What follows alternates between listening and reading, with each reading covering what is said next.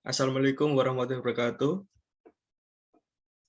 Waalaikumsalam Waalaikumsalam. Waalaikumsalam warahmatullahi wabarakatuh. Perkenalkan, nama saya Muhammad Afif Ramadan dari Universitas UIN Maliki Malang.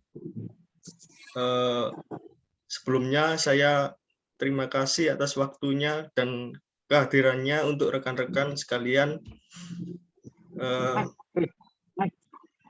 Di sini saya akan sedikit menjelaskan tentang hak dan kewajiban perpajakan.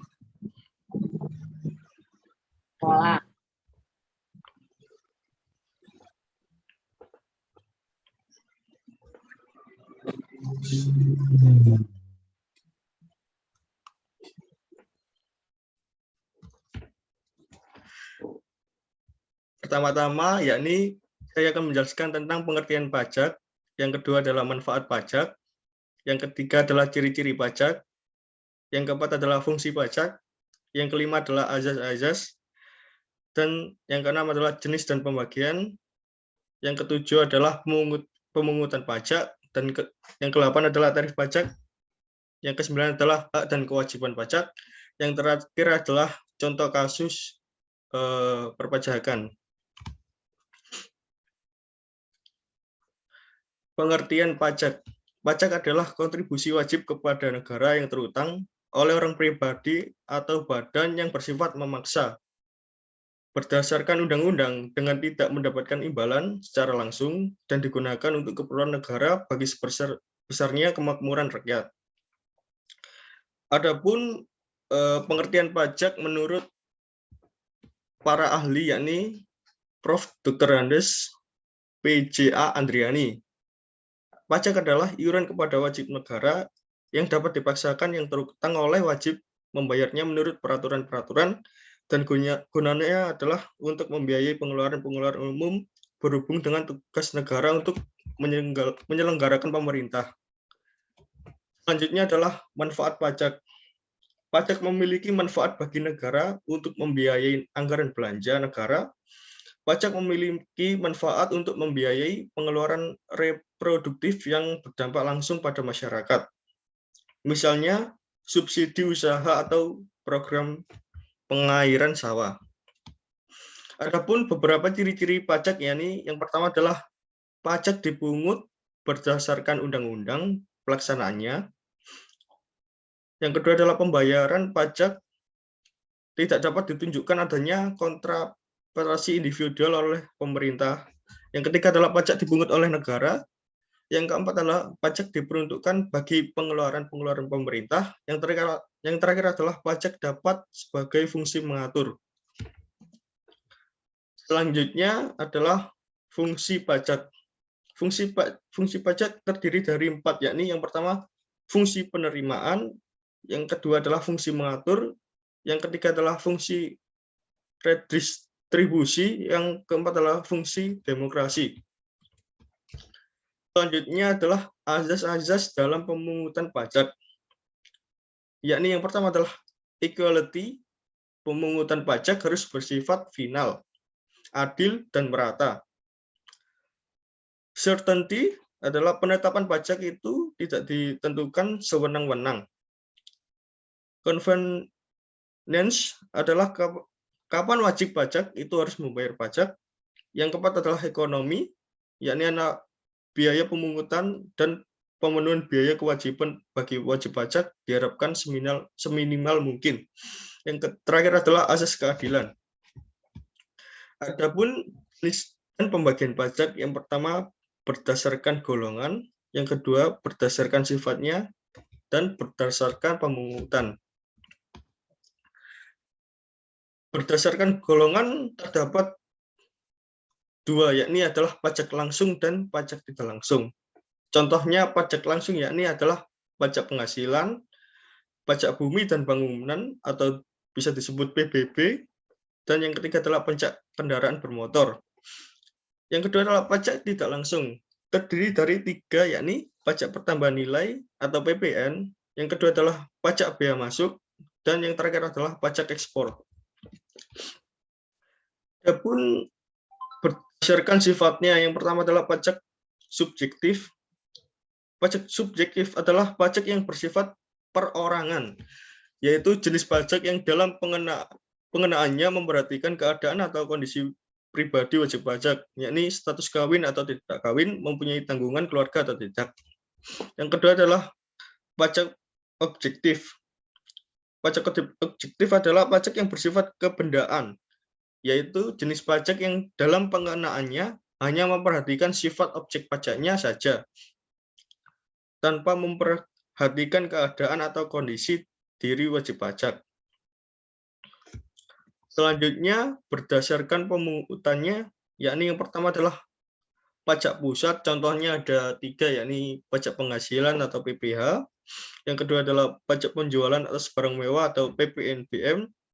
Yang ketiga adalah bea perolehan hak atas tanah dan bangunan. Yang kedua adalah pajak daerah. Adapun contohnya yakni ada 3. Yang pertama adalah pajak reklam, yang kedua adalah pajak penerangan jalan, yang ketiga adalah pajak hotel dan restoran. Adapun cara pemungutan pajak yakni ada stelsel pajak. Stelsel pajak yakni stelsel nyata atau real. Pengenaan pajak didasarkan pada objek atau penghasilan yang nyata. Yang kedua adalah stelsel anggapan atau fiktif stelsel. Stelsel anggapan adalah pengenaan pajak didasarkan pada suatu anggapan yang diatur oleh undang-undang. Yang ketiga adalah stelsel campuran, yakni kombinasi antara stelsel nyata dengan stelsel anggapan. Pada awal tahun besarnya, pajak dihitung berdasarkan suatu anggapan. Kemudian, pada akhirnya tahun besarnya pajak disesuaikan dengan keadaan sebenarnya. Selanjutnya adalah sistem pemungutan pajak. Sistem pemungutan pajak terdiri dari 3, yakni Official Assessment System, Self-Assessment System, yang terakhir adalah Withholding System. Official Assessment System adalah ada beberapa tugasnya, yakni wewenang untuk menetapkan besarnya pajak terutang berada pada fiskus. Yang kedua, wajib pajak bersifat pasif. Dan yang ketiga, utang pajak timbul setelah dikeluarkannya surat ketetapan pajak oleh fiskus. Yang kedua adalah self-assessment system. Sistem ini memberikan wewenang, kepercayaan, tanggung jawab kepada wajib pajak. Yang ketiga adalah withholding system. Withholding system artinya sistem pemungutan pajak ini memberi kewenangan kepada pihak ketiga. Selanjutnya ada asas pemungutan pajak.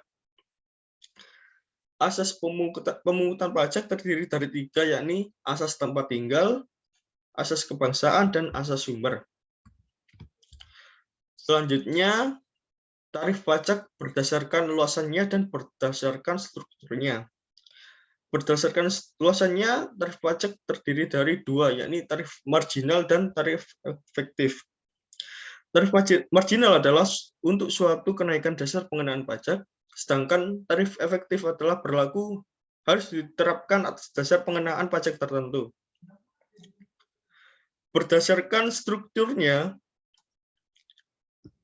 tarif pajak proporsional atau sebanding, tarif pajak progresif, tarif pajak degresif, dan tarif pajak tetap. Selanjutnya ada beberapa hak wajib pajak, yakni ada 5. Yang pertama adalah hak dalam hal wajib pajak dilakukan pemeriksaan. Yang kedua adalah hak mengajukan keberatan, banding, dan peninjauan kembali. Yang ketiga adalah hak atas kelebihan pembayaran pajak. Dan yang keempat adalah hak kerahasiaan. Dan yang terakhir adalah hak pengurangan pajak bumi dan bangunan atau bisa disebut dengan PBB. Selanjutnya, kewajiban pajak. Kewajiban pajak ada terdiri dari 4, yakni kewajiban mendaftarkan diri untuk mendapatkan nomor pokok wajib pajak atau NPWP. Yang kedua adalah kewajiban pembayaran pelaporan, pemungutan atau pemungutan pajak. Yang ketiga adalah kewajiban pemeriksaan, dan yang keempat adalah kewajiban memberi data. Baik, di sini saya akan memberikan contoh kasus pelanggaran wajib sebagai warga negara tidak membayar pajak. Tidak membayar pajak termasuk dalam pengingkaran kewajiban warga negara yang diatur oleh pasal 23 ayat 2 Undang-Undang Dasar 1945. Ketentuan ini mencakup semua jenis pajak seperti pajak kendaraan, pajak bumi dan bangunan, pajak penghasilan, pajak penjualan, dan lain-lain. Sebagai contoh, membangun jalan dengan segala fasilitasnya dibiayai oleh pajak kendaraan yang dibayar setiap tahun. Jadi, kita sebagai warga negara yang taat sudah semestinya ya membayar pajak di waktu yang telah ditentukan, bukan melarikan diri dari kewajiban ya.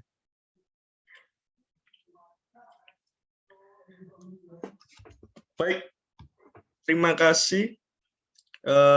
Itu adalah sedikit penjelasan hak dan kewajiban pajak. Apakah ada yang ingin ditanyakan?